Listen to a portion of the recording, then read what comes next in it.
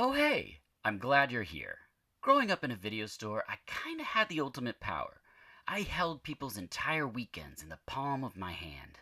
If the person was rude, then perhaps I wouldn't tell him that we had Return of the Jedi in the returns and instead recommend Star Slammer. Oh, you brought up the box of Indiana Jones instead of the tag despite renting here before? Just to make a point? Well, enjoy your Saturday night with the further adventures of Tennessee Buck. Sure, later on there were employee pick walls, but in the beginning we just held all the cards, or boxes, or tags, depending on the mom and shop, gas station, or grocery store. Long after the walls of the video stores have fallen and the grocery movie selection have been replaced by discounted potted ham and dented Mylanta, it's my hope that these conversations like this episode, and to a further extent all movie podcasts, continue that tradition, perhaps in a less vindictive way. And by talking about movies that we love, then maybe you might take a chance on something you might not have before. So let's get right to this joyous conversation about a year of movies and much, much more. The guest is Lindsay Wilkins, the films are our personal top 10s, and more. And this is VHS Presents 2021.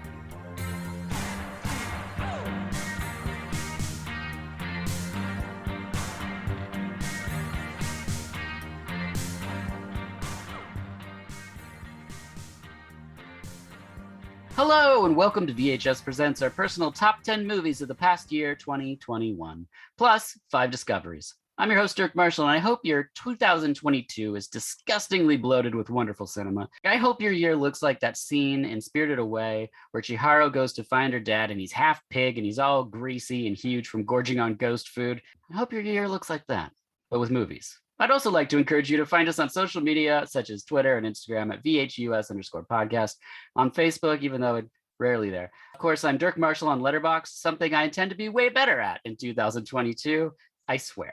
I can't do this alone, so I'd like to welcome our guest for this episode, host of the double feature podcast, Schlock And Awe. It's Lindsay Wilkins. Thank you for being here. Hey, thanks, Dirk, for having me, and thanks for asking me. I've always wanted to do a top 10 of the year list, and here I am. So thank you so much for having me on. Wonderful. Absolutely. You were the top of my list. I have such a great time when we have movie conversations because we have overlap of interest, which is awesome, but we also go in different directions in places. So I thought this would be a great way to champion a variety of movies. Yes, I was telling my partner the other day, we're like a Venn diagram. Yeah. Two big separate circles, but there's this little circle where we kind of meet. Yes. But yeah, that's kind of how sort of our movie taste is, this one very giant Venn diagram. I love that. How's everything going for Schlock And Awe? Schlock And Awe was going great. I had a bit of a break where I banked up a few episodes, so I was just able to work stupidly long hours over Christmas and not have to worry about putting out an episode. And then I had some time off, which was even better. And now I'm getting back into it. I've got a whole bunch of things planned that people said yes to, surprisingly. I'm really looking forward to it. Excellent. I'm glad this worked out because I had the pleasure of being a guest on your podcast and asked back, which thank you very much. And you came on to do an episode with me for 2021. So it's wonderful to have you back.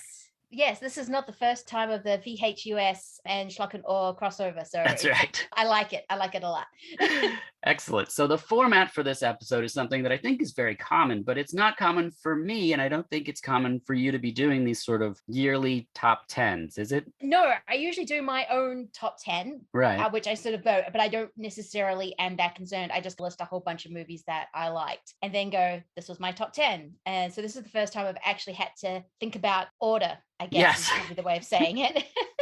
Yeah, well, for me as well. And it was really challenging because when I had to come up with an order, there were some things that were definitely at the top. There was no doubt about it. Just looking at, I'm not putting films against each other, aside from just my own personal watch, how it affected me, things I would carry on with, things I would return to. Those are the kind of things that push stuff up. And then the last part was there could just be like a scene or something that I just think it really blew me away or caught me off guard. And so those juggled around for a long time. And I feel like I saw some different sides of myself as I was compiling the lists. It was really interesting. It was. One time I list, I had 20 movies that and I didn't know which ones I was going to push off. I was like, oh no, do I need to do like a tie with each kind of thing and weirdly make it work? And there's even still 2 movies that are sharing the same spot at the moment, and I'm going to have to just choose one when I get to it. I love that. Just because, well, they're very, very different movies, but they kind of do the same, well, not the same thing. Anyway, I've just decided those two movies are together and I need to pick one, which is going to be very as much a surprise to me as anyone else. But no, I only really felt I sort of had one clear number one. So having to rank all these kind of movies was a little bit more anxiety inducing, just because I was like, oh my God, I have to choose between my babies. How do I do that?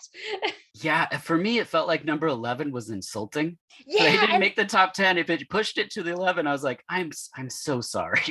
I feel so bad for my number 11 because it's an amazing movie and it's one of my favorite movies of the year. And I kept trying to figure out a way to put it in. And then I'm like, but then that movie doesn't come, but that movie has to come out. And that's not, I can't do that. I guess we'll maybe say like a quick version of these are the other awesome Absolutely. movies. Yeah, we'll definitely have to. Actually, it might be in your top 10. I don't know. So we will see. So we will see. Hopefully it will, because I can talk about it. Right.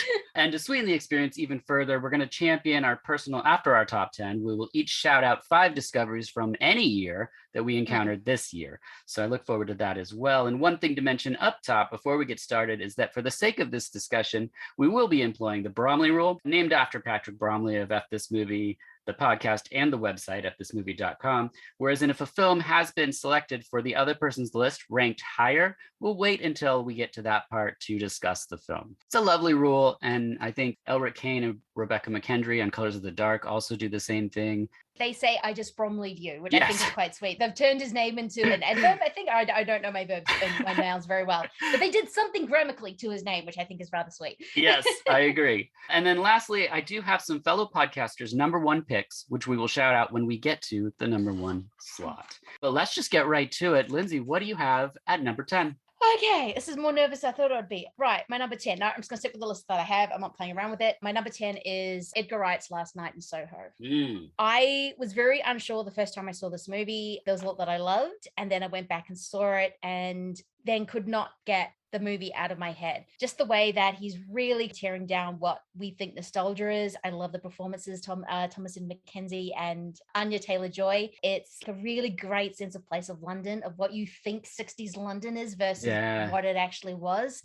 And I don't expect to go see, as much as I love Edgar Wright, I never expected to go see one of his movies and then go, I think I need to process this a little bit. Usually it's very surface and I know what's going on. This one I had to sit back and go, okay, so what exactly is he trying to say? Okay.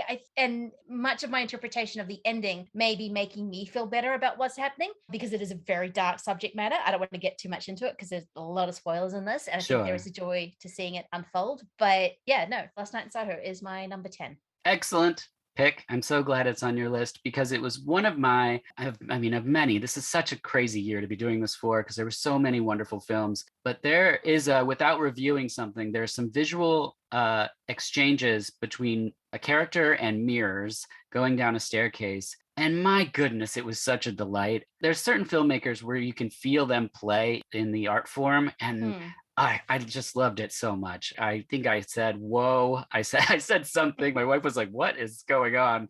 There's parts of that film that worked for me so well that when I heard people's reservations or things, I was like, oh, okay. I mean, I could see how this wasn't for everyone, but there was certainly parts of this that were very much for me. Just in terms of the playful and the mirror, it's almost like giving you the opportunity to have a dialogue with something that you love. Yes. But also seeing it for what it actually is. People keep having conversations about trying to separate the art from the artist or trying to separate something like that because the thing that you love, the thing at the core of it may be totally toxic or evil or just horrendous. But the thing that they created is amazing. And that's kind of the dialogue I think this movie's trying to have. Nostalgia is a very tricky beast. You may think something is better, but the truth is it's not. And we are very lucky to have come as far as we have, even though the music from that time period is still incredible. Yeah, I've been listening to the soundtrack a lot, but those mirror sequences are just gorgeous. I mean, that first sequence when Ellie wakes up in London, which is no spoiler because that's the thing. She goes back to 1960s London. But it is glorious. And you have that amazing theater with Thunderball, this massive like James Bond poster. It's just, I could go there in a heartbeat. And then the rest of the movie happens and you're like, I would just watch this in a heartbeat. sequence. Yeah. I wonder if he had a list, if it was always Thunderball, or if there was like other options that he was like, Yeah. no, it could be this. It could be this. Yes. It's gotta be Thunderball, I guess. But oh man. Because I guess that was the biggest movie of 1960. I can't remember when the Thunderball came out, but I know it was one of the biggest movies of like the decade. Yeah, but I just like, oh, Edgar Wright, that feels a bit too mainstream for you, but at the same time, it's kind of perfect that it has to be Thunderball. I don't know. There's a lot of joy and a lot of surprises, and when you realize something is happening in the way that it's happening, I think that's when it clicked to being one of my favorite movies, because I was like, oh, this is actually what is actually happening. Yeah. And it's not, there's just a tiny little thing when a character sort of has to acknowledge someone and then decide not to help them. And it's just like, yes. Yeah. Anyway, I'm dancing around a thing. Go see it if you haven't. I love Yes. it. 100%. Excellent choice. My number 10 is Mandibles, directed by Quentin Dupieux. It follows two losers who find a giant fly in the boot of their car and hope to train it to make money. Did you catch this one? It was on my list of ones I didn't actually get a chance to. There was just because of lockdowns, there were so many movies. I was like, going, I'm going to see that. And then no, I didn't. So this is actually on my list. So now it's very much jumped up to go see it. Yeah, this looked really fun.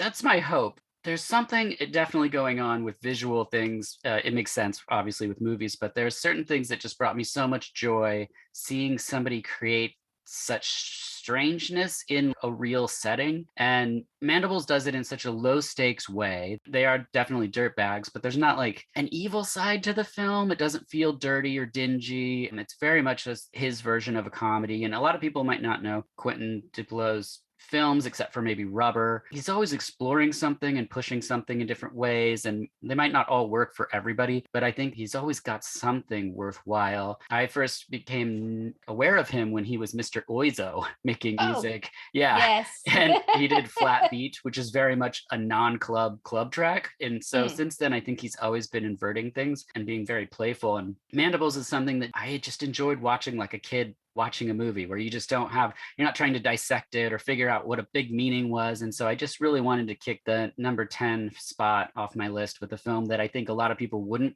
necessarily press play on, but it's worth a shot, I think. No, this looks so you, and it looks so great, because it took me a while to come around to Rubber, just because I don't know what this is. Yes. Oh, I don't know how to approach this. Yes. The more you think about Deathskin, the more you're just like, oh, that is amazing. And just a tiny spoiler, another one of his movies may appear on my Discovery list. Oh, so, I love it. That's great. Yes. So that's why I wanted to see it, because Rubber, I'm still unfussed on, and there's another movie I completely embraced, and now I need to see this movie, because I'm just like, you can't pin him down into one genre. He's going to make what he makes. And I think if I went back to Rubber now, I would go, oh, I think I get this now. They're better when you don't break them down. Unfortunately, I tend to break everything down. So I think it's kind of a good lesson for me to go, sometimes you can let's just watch the movie. Okay, just don't play with themes. Just go, that was good.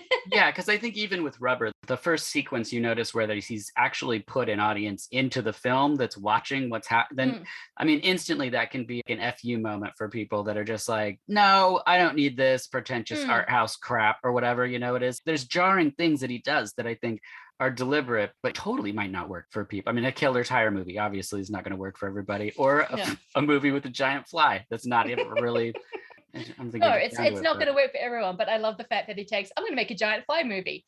Okay, so two people find it and want to make money off it. That's the whole movie. It's just how his brain thinks. It's not like everyone else who's going to have a giant fly attack movie. It's like two idiots find it and go, oh yeah, this is how we're going to make our life. I almost now just looking at it want to pair it with friggin' Nightmare Alley, which I haven't seen either. That's not coming out till later in Australia, so I already got doubles in my head with movies that I have not seen yet. Yeah, that's great. Which brings us to number 9. What do you have for number 9? Number 9, I am going with Zola. Oh, nice.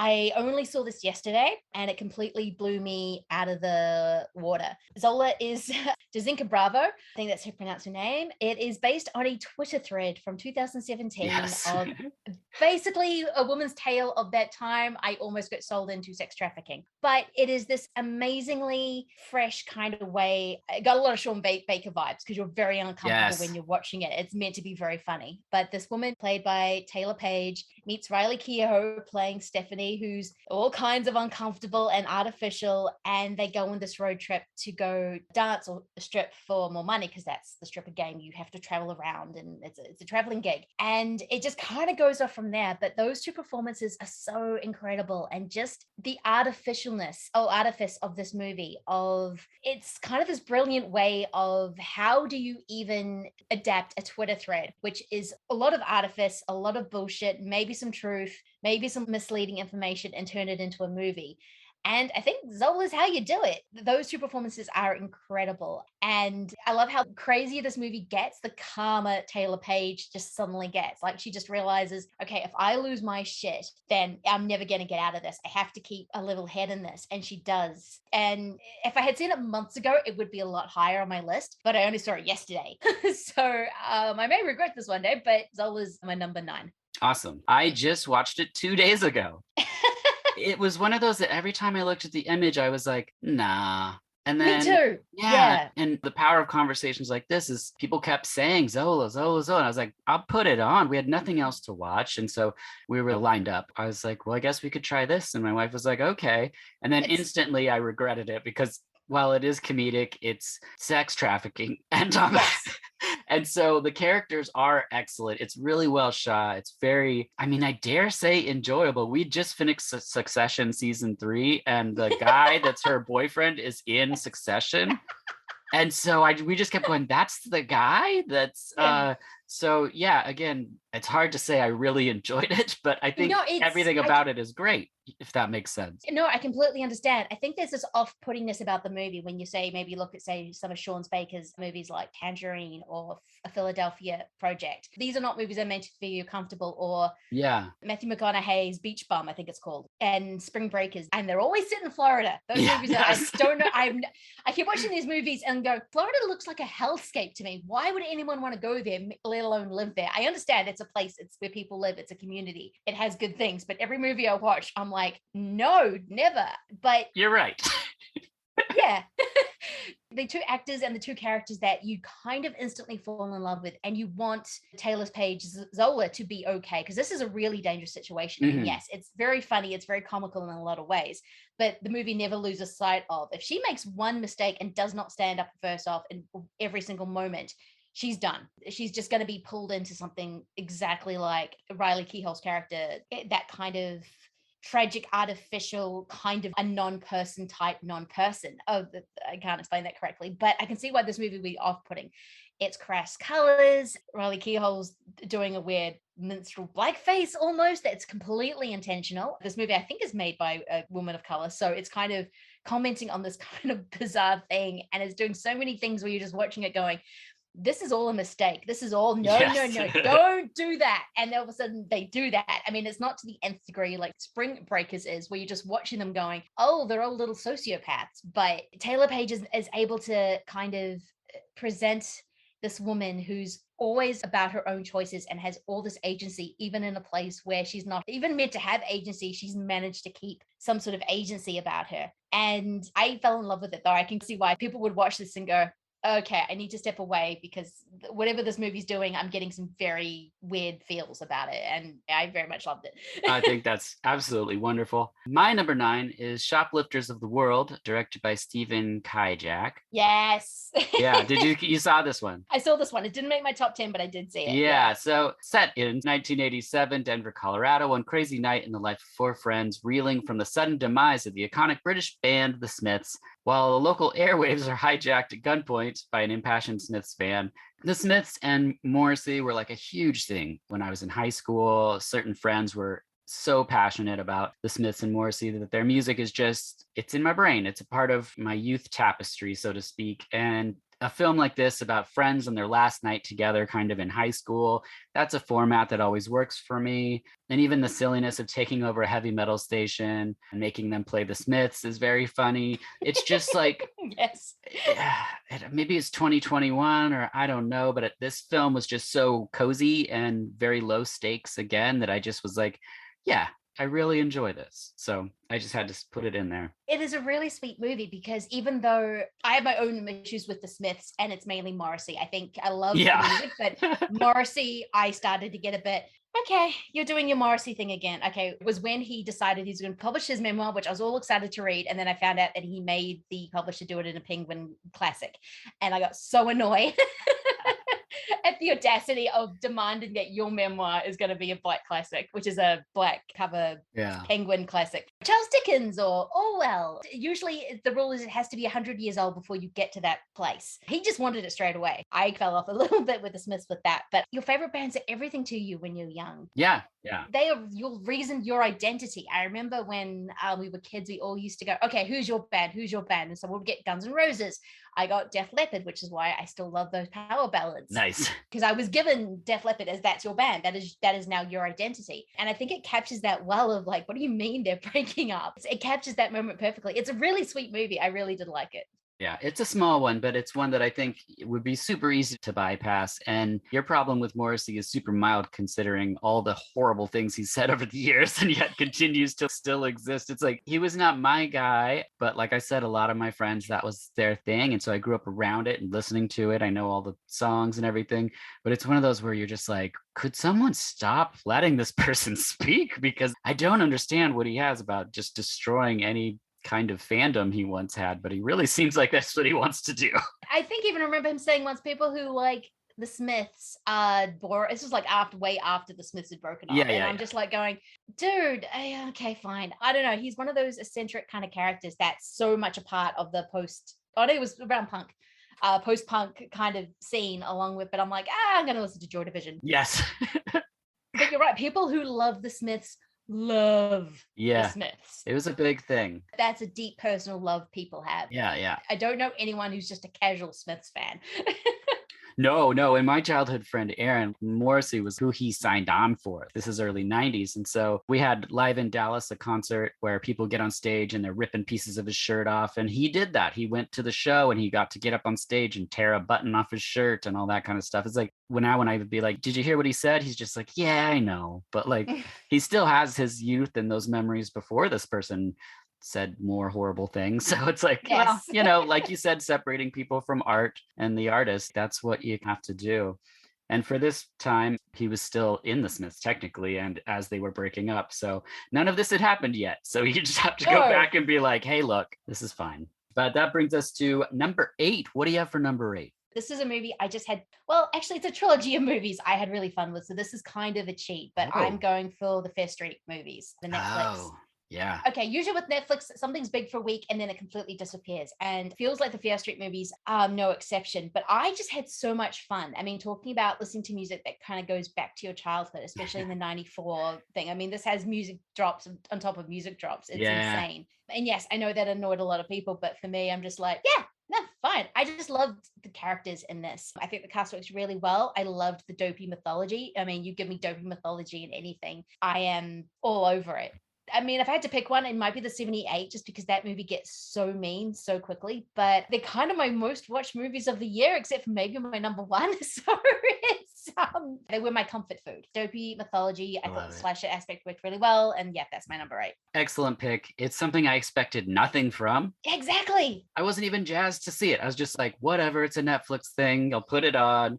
And then I was like, I get that it's 3 separate movies, but I feel like it's one cohesive piece. So I think it's cool they broke it up. But 2, I also like to think about it for myself as one thing. But I liked the characters. I liked how it was acted. It was really beautiful to look at, all the colors and everything. I mean, it was very unexpected, and I'm excited to see what comes next from that director. Yeah, me too. And her first, I think it's called Honeymoon, I finally checked out and watched. And that is a really strong debut, Honeymoon. It is, Oh, I think I saw this. Yes.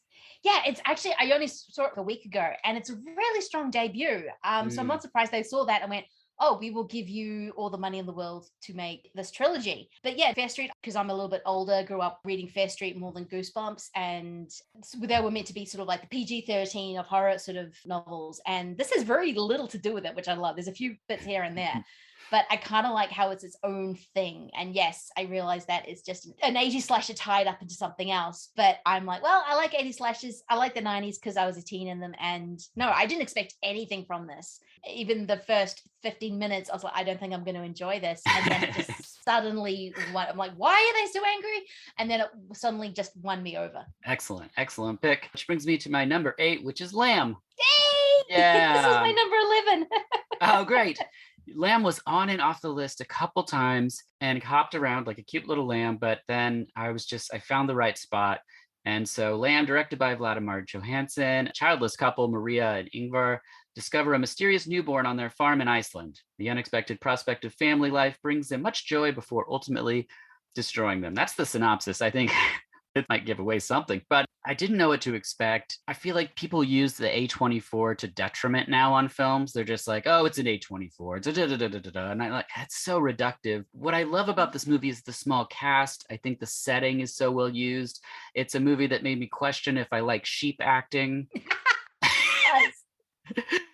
There's a sheep in this movie that is so emotive. I was like, I think I know what that sheep is saying. Like, it was so weird. It's got deep eyes. I don't know how to explain it. It's so bizarre. Whenever it shows the little sheep boy, I just laughed every single time. I got so much joy out of this. Just like with Mandibles, it's a visual gag thing that just works for me. And I just would forget. I get like, oh, into the drama of what's going on. And then it just shows the little guy with the sheep head. And I would just go, oh, that's right. I'm watching Lamb. I was not expecting that sheep boy. I mean, I knew it had something to do with that. I mean, I love kind of the whole old European fairy tale element of parents who want a child and then they find something. It's kind of like that old classic fairy tale kind of thing. I was not expecting to see it. It's just like, oh shit, there it is. And so much of it, like in a little sweater, and like it would show him just walking along on his 2 feet, and I just laughed at his bobbly little head. And might not go to the lightest places, but I just found so much joy in watching it. And that type of film for me is always going to have a special place, and definitely apparently make it into a top 10 because I'm just so thankful for that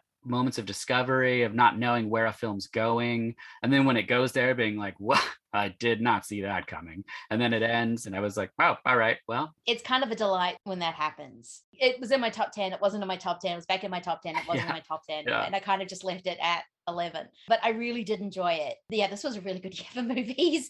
Even the big ones, I'm like, I should choose some more small ones, but I'm like, oh, but come on, fair straight.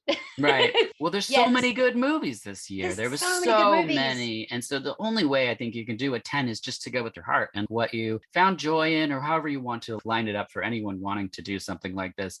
Because there's no wrong answers. It's all just what spoke to you at certain points and how much of that ride you really enjoyed. Because there's all those good movies are still there, even if they're not on our 10s. Exactly. I mean, I could do a list of 30 and they'd all be in maybe the top 1 or 2. I think that'd just be all kind of... Yeah, they're all great. They're all great. Lamb is a really great choice. And if you haven't seen, I think it got a little bit forgotten. Well, I nearly forgot to watch it because I was going to go see it for the Melbourne International Film Festival. And then a week before, we went back into lockdown for like 3 months. So there was a lot of movies that I would have seen in that 3 months that I just almost completely forgot about. So when I found the chance, I'm like, oh, I can rent Lamb. This is amazing. I got to see it because there's still quite a few movies that because of that, I just did not get around to seeing, or it hasn't gone on renting yet. So I'm like, oh man. That is one thing I have to say about making this list too. It would look completely different if films from around the world were all accessible to us in the places where we live, because I have a list longer than both of my lists combined of movies that are out, but I won't see for probably another year. We just won't get them. It's just frustrates me to no end to hear people be like, oh, you got to see this movie, Journey of a Writer or something like that. And there's also a small horror movie that I know is out that I'm not going to get to next year. Do Something for Yourself. Yeah. Pat Healy. Yes. I desperately want to see that, but I know I'm not going to get it till next year. So, well, this year, actually, it's 2022. Right. I'm not going to see it for another couple of months. Yeah. Just brutal. I'll be overjoyed when I get to, but oh man, I love movies like that with Pat Healy going insane. They're my favorites. Yes.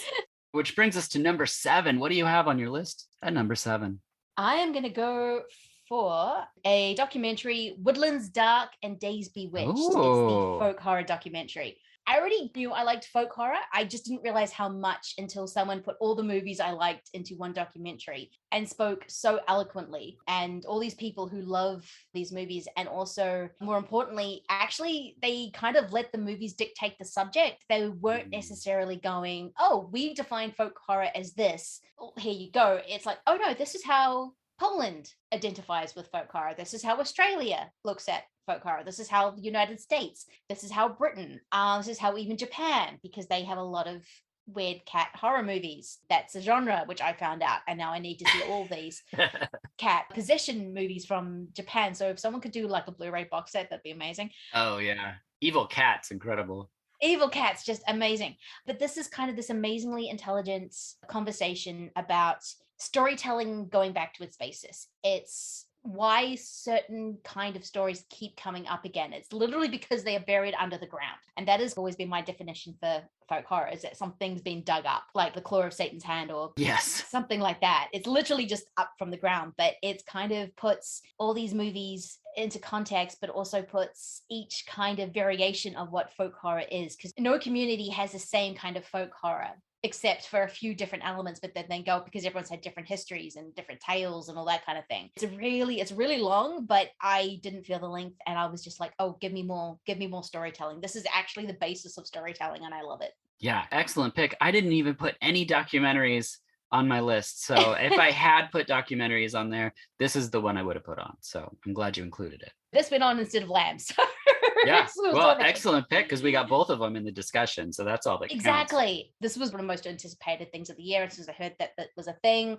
And of course, the Severin box set, which I'm still waiting on, by the way, but I know it's in Australia. Really recommend seeing this documentary. Yes, you will get a list of 20 movies you want to see, but at the same time, it actually looks at how you tell a story, which I think is the most fundamental things when it comes to anything creative. Yeah. Oh, perfectly said.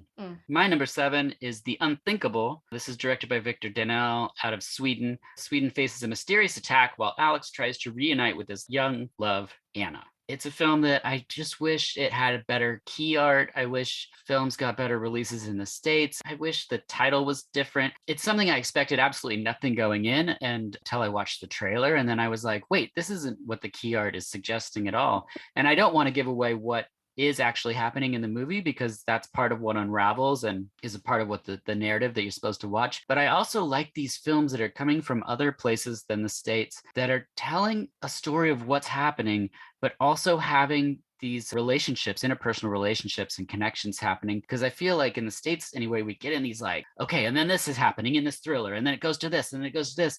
And what you see a lot with Die Hole out of Germany or this movie from Sweden is things will happen, and then they'll just cut to an emotional sequence that's happening of these two characters connecting, and then it's like back into something else. The propulsion is interrupted in weird ways, which my brain finds really, really satisfying, because I don't know where it's going. Even this has some huge action sequences that look wonderful, and they've almost for me come secondary to what's going on with this guy's family, which is really interesting to me. Yeah. And some of the imagery in it, which I don't want to give away, but there's just parts of it that my brain can't stop thinking about, which is why it's at my number 7, almost in the top 5 even, because I watched it, thought about it, talked about it a little bit, and then rewatched it again to be like, maybe I'm crazy. Because there's a whole sequence where these guys set traps with chainsaws and stuff where you're just like, wait, what is happening in this movie? And who are the bad guys? And then there's this shot of his father, and it's just one of the most beautiful images I could think of in this thing that's called The Unthinkable, which I think most people left unseen. So it's just like, I just have to put it in number 7. So if anyone's on the fence listening and they're like, yeah, I don't know if I was ever going to watch it, just watch it and give it a shot. Because I got the people of Solid 6 to watch Die Hole or Cold Hell. And like I said, it does weird things pacing wise, but I love that story so much. And I've watched Cold Hell probably 8 to 10 times. And this movie I watched 3 times in a year. So that just tells me that there's something. It's going to be for somebody. So number 7 for me is The Unthinkable. I think you mentioned this in our Discord group, didn't you? I did. Yes. Yes. I think because it hasn't come to Australia yet, which is the reason why I hadn't think. And I didn't think, like, what's this movie? I went, yeah, that poster art's really bad. It makes it look like it's like an end of the world movie. Yeah. And then, but you really were like, no, this is great. So I'm gonna have to wait till it definitely when as soon as it comes up to rent, I'm definitely gonna have to watch this, because if you're sort of saying beautiful imagery, and I'm just going through some of the, then I looked at some of the images, and they actually look really beautiful. And then you look at the poster art, and it's literally Independence Day. So Yeah, and that is a movie where they're like, what is the world ending? What's causing this? That's part of what the movie's about. But there's also other things going on that I think are worthy of discussion. Should anyone, if two people should ever be in the same place that have seen this movie, I would love to hear that conversation, because I think it deserves a lot more than a release in the States that nobody saw or would watch from the key art. Even if it's not for everyone, there's gonna be, I swear there's got to be a scene or two in there that people will be like, yeah, I wouldn't have seen this. So that's my number 7. That is definitely going on my watch list. If I would have seen that poster art, I would have gone, no, I don't like end of the world comet movies. They make me very, very anxious. Yep. Speaking of Greenland, I still haven't finished that movie for that very reason. Just like, I can't handle this. Even the rolling imminent, like Moonfall, which is the moon crashing into the planet. I was like going, this is going to be dumb, but I don't think I can handle that. Yeah, I don't know about that either. Which brings us to number 6. We're one shy of our top 5s. What do you have at number 6? Actually, I'm going to fully change my mind and bring something up and take the 2 I was trying to deciding out. Oh my gosh. The movies I would have chosen are going to get all the Oscar love. But I'm actually going to go with Werewolves Within for my number 6. Oh, yes. Awesome. This was just behind Lamb, and putting it back in. Directed by the great Josh Rubin, who I believe you've actually had on your show. Yeah. Mm-hmm. Yes. Werewolves Within was a complete surprise. I was giggling like a maniac throughout all this movie, every single time. I can't remember her name. She's a favorite actor of mine. Start screaming Chachi. The funnier I thought it was. Wait, are you talking about Sarah Burns' character? She's the mechanic.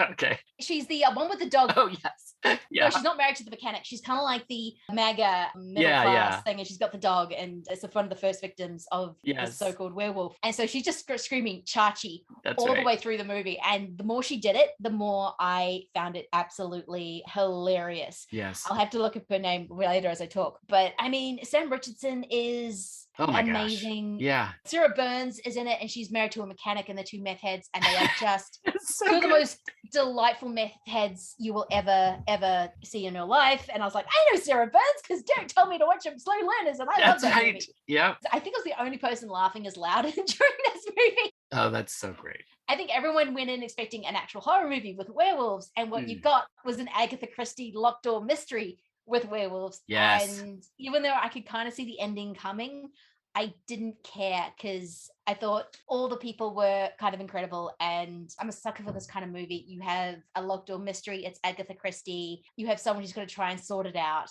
and only chaos reigns. And there are so many amazing kind of character actors, comedians in this movie who I love. I'm putting in Werewolves Within because it's not going to get all the Oscar love this year, which maybe it should. I reckon Sam Richardson should be up for something. I don't know if he's going to go into it, so, I could not agree more. I'm a huge fan of Josh Rubin. I think from having a conversation with him and listening to conversations of him on other podcasts, I just think he's so smart. I think his heart is in the right place. I think he's so very talented in front of and behind the camera. And I think his ideas of just creating a healthy, respectable work environment and finding the most talented people to form these cohesive groups, from his first film to this one, it shows he can handle big casts. And I think whatever he goes on to next, sure, he's already working on a few things, but it's going to be thoroughly enjoyable. And I could not be louder in his corner, just cheering along with everyone else. So Werewolves Within is an excellent pick for here. Yeah. And speaking of cover art, the cover art is what you get. It is a cozy, woolly werewolf movie. And it was Michaela Watkins. I can't believe we've got her name, because she's in like Short of Truth and Brittany Runs a Marathon. Yeah, she's the best things about both of those. Some of the best things about those movies. Again, I don't know why her screaming Chachi was so funny to me, but even thinking about it, I'm just like, oh my god. I mean, this woman's in pain. She just lost her dog to something violent, and it's also got Guillermo from What We Do in the Shadows in it as well. Harvey Willen, I can't pronounce his name, who is hilarious. He's playing an LGBT part of a couple who's moved to the wilderness. It's just that amazing kind of Agatha Christie. Everyone's got a distinctive character. Everyone's a narcissist. asshole. And Paul Sam Richardson, who, by the way, gives one of my favorite performances of the year, is amazing in this. So Werewolves Within, I loved it. That's fantastic. My number 6 is a little less full of joy, and it's Pig. I'm going to Brumley you on that. I got Brumley. Okay, fair enough. Then we'll move on to number 5. What do you have for number 5? Again, another movie that gives me nothing but joy. But how could you not when it's Barb and Star go to Vista Del Mar? I saw this at the beginning of the year. I've seen it one more time since. I just needed to check just in case I was in a specific, especially with comedies. Sometimes comedies can work really well one time, and then the next time they can fall completely flat. So I wanted to watch it again. And oh my God, Yo-Yo is my soul, and him singing on the bike is amazing. Jamie Dornan singing to the seagulls. Oh my gosh. And the musicals, I was actually surprised how many musicals got into my top 5, but that is how the world works. And it made me okay to be a 40-year-old woman who wears culottes. That is all I'm going to say. And we need more of those movies. Kristen Wiig is amazing. Everyone's amazing in this movie. And it is just one of those ones where I'm giggling at, and the cameos that pop up for no reason, but you don't need one when you got Andy Garcia just coming out, being a boss and then wandering back into the weeds. This is kind of, I've always been I like Ghostbusters. I like Bridesmaids, but not as much as it. But okay, I maybe like Ghostbusters a little more and Bridesmaids a little less. But Vista Del Mar is one of those special movies that don't come along very often. And I love the fact that it is 2 middle-aged women just kind of having fun and then dealing with the consequences, but those consequences are a mermaid. I don't know. I'm saying all these random things, and I don't think I can really spoil half the jokes because it is a beautiful, amazing movie. And I just the fact that this got made, their little group at the beginning, like a book group, is the funniest thing in the world. I am so glad you have this at this point. It's the movie I moved the most around my list because, and ultimately it's not in my top 10. It's definitely in a really close fighting for the 10 spot, because the only reason it's not is because when I saw it, I think it just felt like the darkest times had been in a long time. And for this movie to land when it did, and for it to work, I'm not a musical person, so musical numbers can push me right out of a movie. And everything about this movie, I was just applauding. I was emotional. I was ecstatic. The craziness of this movie. The whole James Bond villain stuff. I was like, well, I could have done without it, but I also kind of love that it's here because it's so crazy. She's playing 2 different roles. Yeah. And when Jamie Dornan's musical number comes up, it was so perfectly timed in the film where I was like, they can't go any bigger, broader, or weirder. And then they do. And I was like, I love how big the swings are with this. Like, you know me, I want people to swing as big and wild as possible. And this movie does it in such a way that it brought so much joy to so many people. I get goosebumps every time I talk about it, just because it's all positive energy in this movie for me. I just think it's such a huge joy and an excellent pick for number 5. Yeah, it really is. It brought me so much happiness. And again, it came out when everyone was at their lowest. We quickly realized 2021 wasn't going to be the year I think everyone thought it was hoping to be, which I think everyone's much more cautious now. I think there are certain events that happened in the beginning of January, not just the main one, but a few other things where you just went, oh, I don't think this is going to be the year that we all come back to normal. This is going to be another hard year. And then this movie comes out and you're just like, oh, okay, Barb and Star, just drink coffee and do no work at your furniture store that you haven't realized is closed for 1 month. Yeah. It's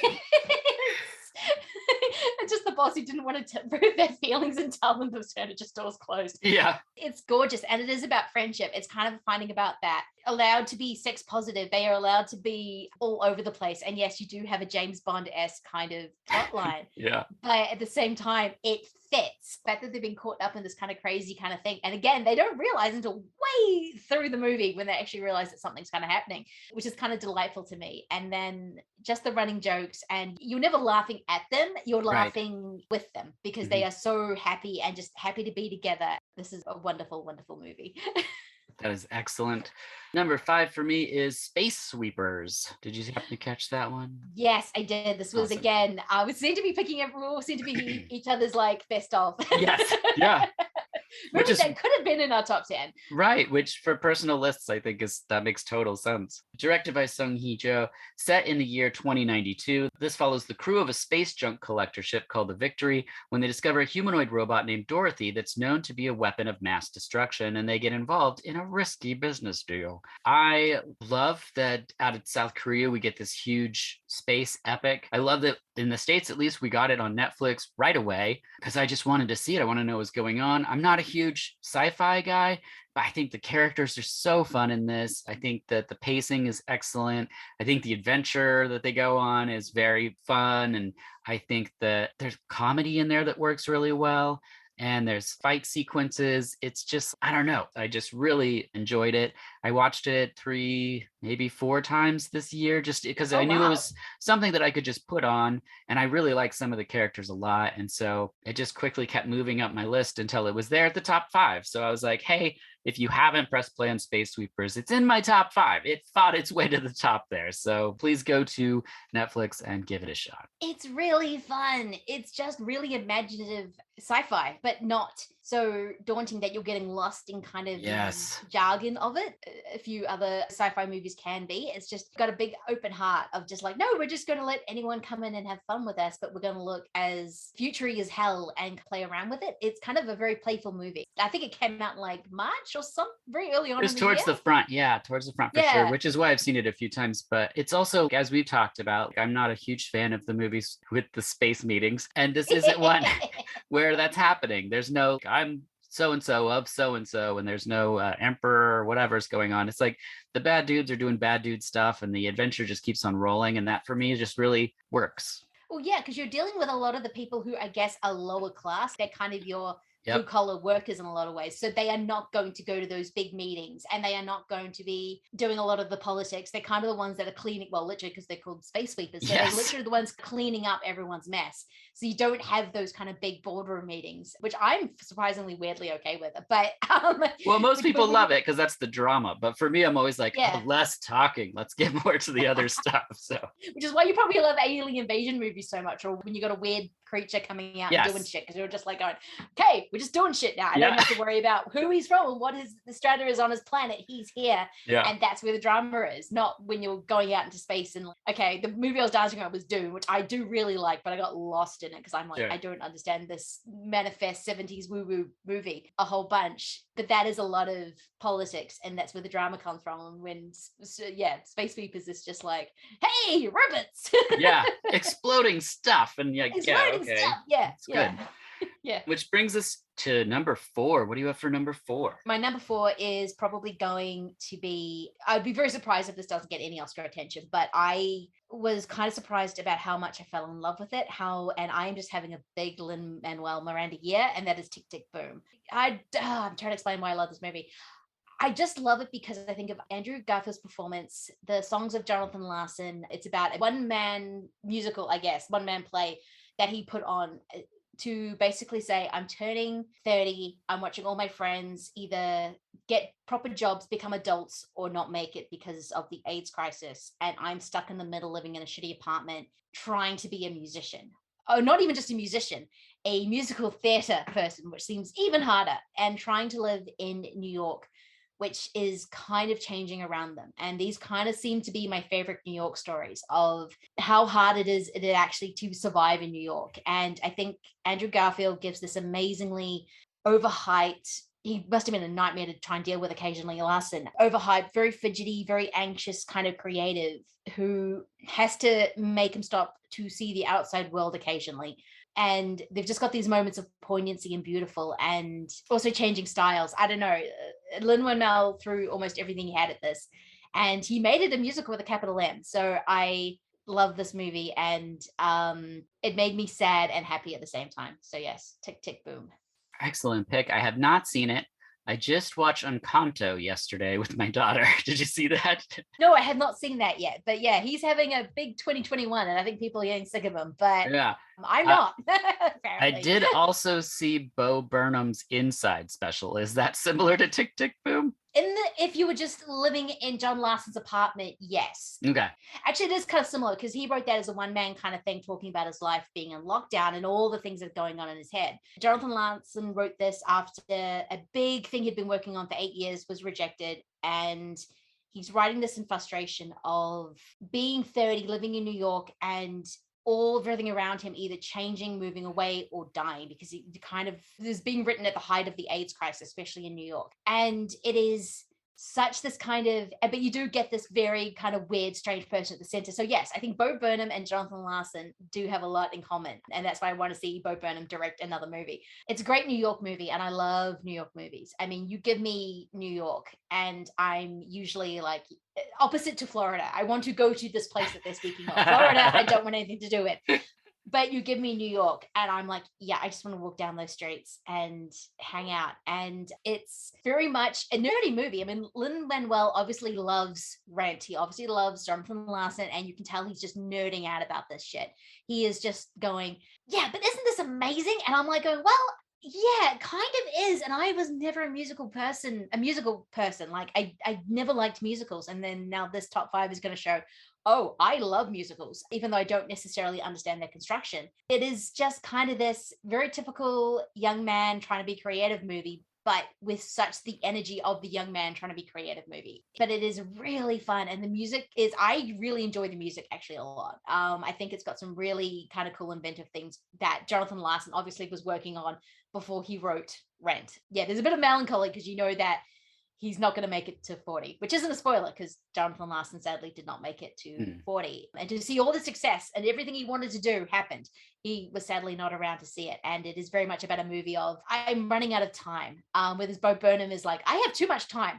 Right. I have way too much time on my hands. And this is why this is the thing. But I do love Inside. Yeah. Okay, that brings me to my number 4, which is Titane. I still haven't seen this. I've been dying to see it, and then I got nervous and I haven't seen it yet, but I need to actually get on and actually watch this. Okay, great. Directed by Julia Ducano. Following a series of unexplained crimes, a father's reunited with the son who has been missing for 10 years. Titane, a metal highly resistant to heat and corrosion with high tensile strength alloys. That's all down there. I don't know why I copied all of that, but there you go. It's a movie that a lot of people will talk about, a lot of people will see. There was no way this wasn't going to be in the top 5. For me, as I said, there was just visuals in certain films that I saw this year that won't leave my brain. And it's not the story, it's just there's sequences in the film where I was nervous, and one part I stood up and was flapping my arms to try to make it stop, but of course not looking away from the screen. And I absolutely live for moments like that in movies. And talk about directors who know what they're doing, are telling the stories that they want to tell. Like many people, I'm standing in Julia's corner to be like, we're here for whatever you're doing next. Like, that's wonderful. The fact that it like won Cannes and it's actually nominated for awards, like it's just like somehow is not considered horror, which normally doesn't get anybody any awards or anything. You know, it's not that it's a horror film, but there's definitely stuff in there where like this is more horrific than what's happened in horror movies recently. The places it goes, the characters, the acting. I mean, it's like my wife was like, no, I don't know about that. And then it's just like, I've never stopped thinking about it. And so whenever there's movies like that, I just can't help but be like, I would watch it again for sure. I would 100% watch it again. I haven't had a chance yet, but yeah, Titane. I need to see this because I love Raw. Raw yes, blew me away. And that was another movie I was nervous about seeing because all I heard was people fainting and I knew nothing about it. So to find out what Raw is actually about and that final shot of what, then you realize really what Raw is about, I think is extraordinary. And I think I was dying to see Titane. Like, I want to see Titane. All I want to do is see Titane. And now that I think I can see it, I'm like, I'm going to wait on that a little bit. I think I need to be in a certain mood to see, because I know that she's going to take me to a place with, I mean, I still cannot get the image out of Raw when she's just like nibbling on the finger. Oh, yeah. Like it's a freaking carrot. And I know I'm going to get visuals like that, but I know that it's going to be something I've never seen before. And she's such a fascinating director. And yes. I love that she won Cannes. I love that she won the Palme d'Or. And I think even France are putting her up for best foreign language movie for France. So this is them. And they didn't even put up friggin' Portrait of a Lady on Fire, which Yeah. Should have been their movie they did a few years ago. But no, they're putting up Titan. So I think that sort of tells you a lot about the fact that she is going to make anything she goddamn wants. Yeah. And only her imagination is going to be the limit on this one, which makes me so happy. So yeah, I will see Titan and I will go, God damn it, why didn't I see this in time for the top 10? Which a lot of movies I'll probably watch and go, I wish I saw that. Yeah, same. Yeah. There's always going to be that. That's why this is the cutoff. There's no revisions happening. Nope. This is it. Set in stone. Yep. Done. Which brings us to number 3. We're at the top 3. So what do you got? Top 3.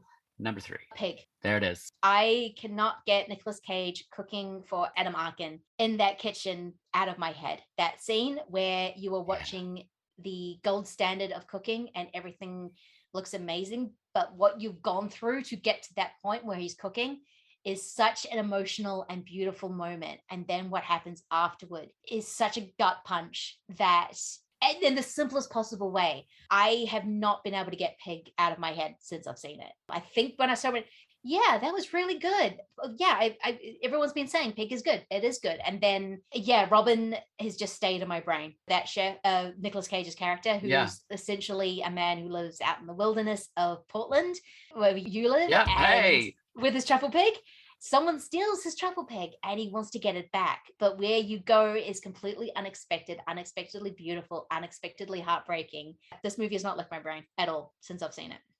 Totally agree, which is why I had it on my list. And it started out at number 3, if you could believe it or not. And the only thing that's pushed it back is when I really started to think about what I would return to and watch again and again. And while I would return to Pig 100%, I find, I don't know if it's as I get older or what, but I'm returning less often to movies with that steeped sort of melancholia to them. Yeah. If anything, my list is showing that I like to be dazzled and I like to see bright lights and have lots of fun. But I thought Pig was so well done. And I had Robin, the assistant editor, on my podcast to do the film The Editor. And Pig was something she'd worked on. This was, a long time ago. Wow. Yeah. I said, you worked on a movie called Pig that I've never seen anything about, with Nicolas Cage being a truffle hunter in Oregon. And like, I live in Oregon. And she's like, yeah, it was an amazing performance of his. And we don't know if it's ever coming out. And so when this finally like was coming out, I was like, holy smokes, like I gotta like let her know that like it is, people are gonna get to see this thing.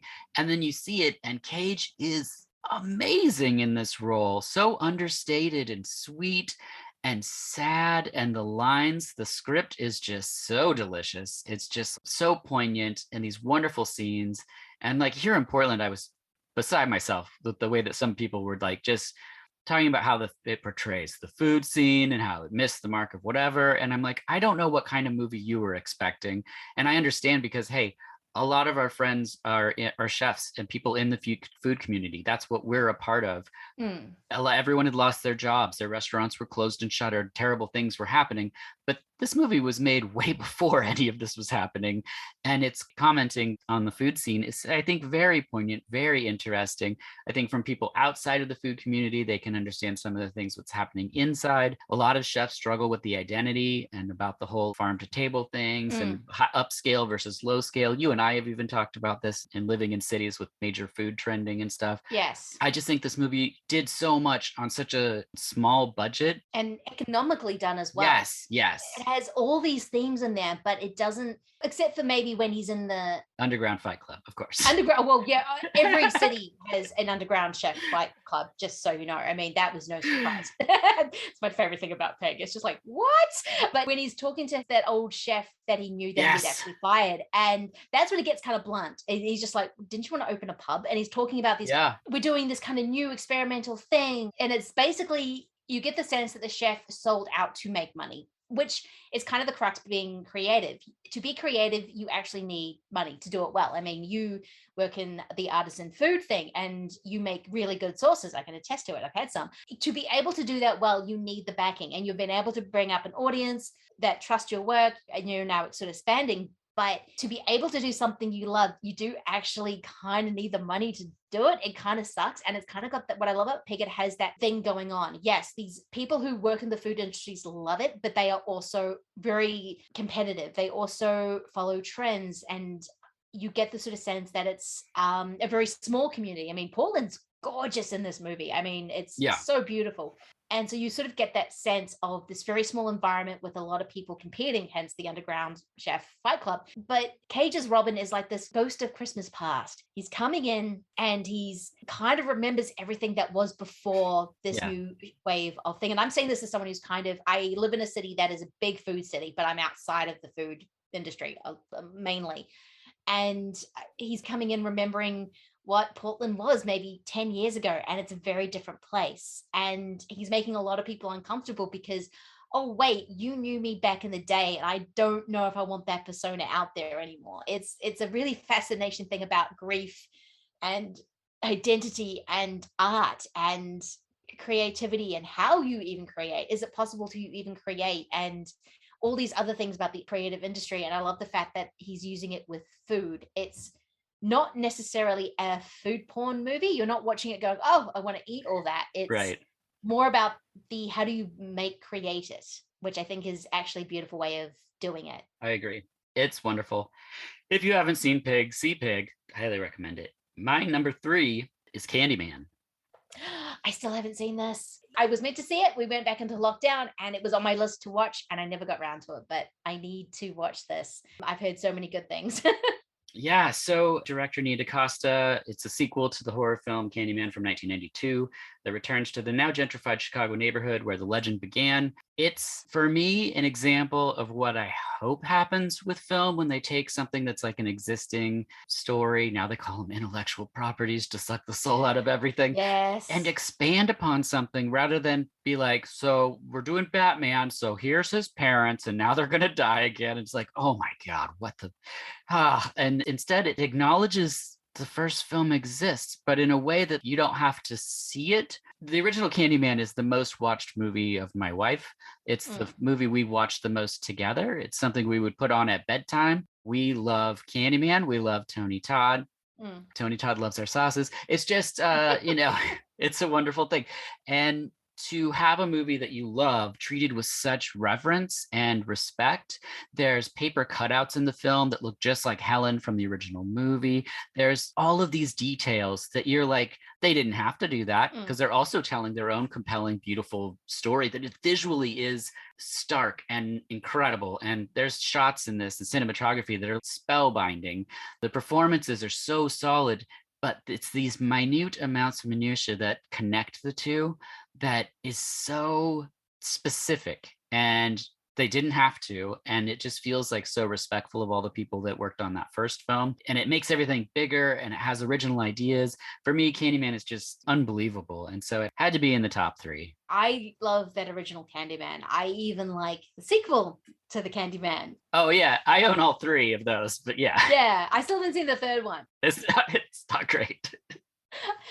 I figured, I'm like, I think I got lucky with number 2. I don't expect number 3 to be that great, but I love Tony Todd's performance in that first movie. I mean, it is chilling, it is romantic, it is sinister, it is everything. And what that movie does is so beautiful and amazing at what it says. I mean, Candyman is also talking about gentrification as well as I'm assuming the new one does as well, because it's something that hasn't gone away. In fact, it keeps coming back. It keeps happening. But yeah, I can only talk about the first one, but that movie and that music, I mean, I think it was Philip Glass.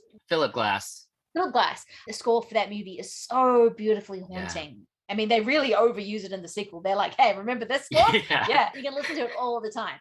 But he's going back to that old Dracula, that old world kind of specter that's coming back. But he's more a haunting than Dracula ever was, because he is about the past and the horror of it. It's on my watch list to watch. I think I did rent it. We're going, ready? I'm going to watch it, finally sit down. And then I think I got distracted by something else and didn't watch it. Which is my life. Yeah. Well, I'm sure you'll get to it. Which brings us to number 2. What do you got? Okay, I know you don't love this movie, but if I was going to say... I knew it was going to be 1 or 2 for you. I knew it was going to be 1 or 2. But if I was going to say, what kind of movies does Lindsay like? I would say, just watch *Malignant* and you'll find out. There it is. Look, this is a mess of a movie, but I think that's the kind of movies James Wan makes nowadays. It is about a woman who seems to be being haunted by this strange force which she doesn't understand, and she's having visions, and all this kind of crazy stuff that she doesn't understand is happening around her. And then it is all revealed in one of the most amazing choreographed scenes I've seen all year. This is part 80s reanimated. It is part, it's sort of genre, skeezy 90 thrillers. A tiny bit of giallo. It's not that much giallo. It's a hint. People keep saying this is a giallo movie. Okay. I don't think that's true. And I don't think so. But there's a hint. I'd say it's more giallo than The Last Night in Soho is. Not the biggest Annabelle Wallis fan.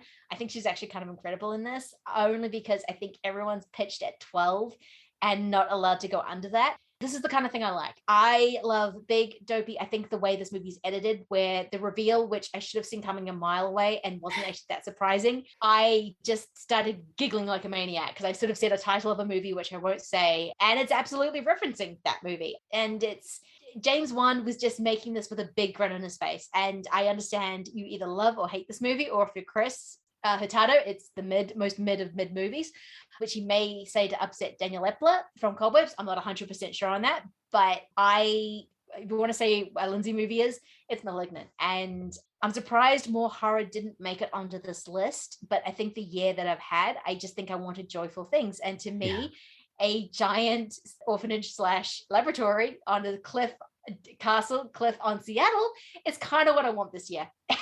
There you go. There it is.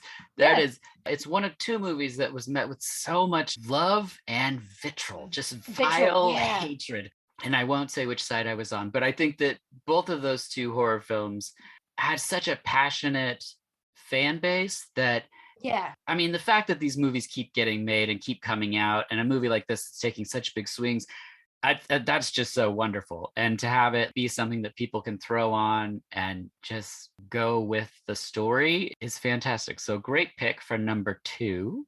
I know you're not the biggest fan of this, and I completely understand why. Yes, I think it's going for a swing, and you have to be on this movie's wavelength. If not, there's no point in getting past the first few minutes. But if you watch that the first 5 minutes and go, yeah, I'm in, you go for it. Yeah, no, totally agree. If someone hasn't seen somehow Malignant and you like horror films, definitely check it out. I would even say if you like schlocky 90s sci-fi stuff, for sure. Yeah. I'll get to some of that later. My number 2. I wouldn't expect anything less. My number 2 is Swan Song, directed by Todd Stevens. Yeah. Yes. Okay. The reason why I didn't make my top 10 is because I knew it would be on your list. Yeah. And I wanted to talk about other movies. I'll let you go. Sorry, because I know you love this movie. Sorry. Yes. So its synopsis is: a formerly flamboyant hairdresser takes a long walk across a small town to style a dead woman's hair. This is such a film that was made for me. Growing up in a small town in Oregon, I knew very few people who were gay, and outwardly so. And the first person I met was so outwardly so gay. And I was like, wow, you are a breath of fresh air in this town.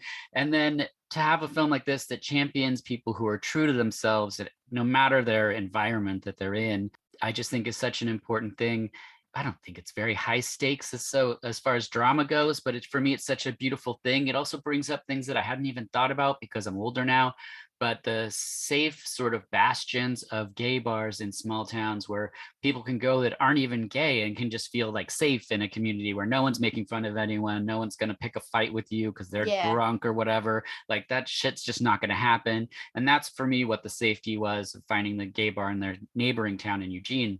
The fact that they would be dying down because they're not needed anymore is not a thing I ever thought about. And it broke my heart because I'm like, there's got to be some people that still need that. They can't find community online or in a chat room or something because we didn't have the internet, I should point that out. So it was just like when you went there, you were just like, oh, we're all safe in these walls. There wasn't anywhere you could go to just be like, hey, we have similar music, or I like the Pet Shop Boys too, or whatever it is. And so I love it. And I think Udo Kier gives such a soft, nuanced performance that's so sweet and reminiscent of seeing maybe Priscilla, Queen of the Desert in the 90s with Terrence Stamp's portrayal. And it's just, for me, it was like, oh, this is, and I cried and I was happy. And it was just like such an emotional journey. And very two spot for me is just a very personal space because it's just like, you're right up there in it. And for me, that was this Swan Song. There was another movie called Swan Song, so make sure you're watching the Todd Stevens one this is the story you want to hear, because the other movie does not tell that. So There's a line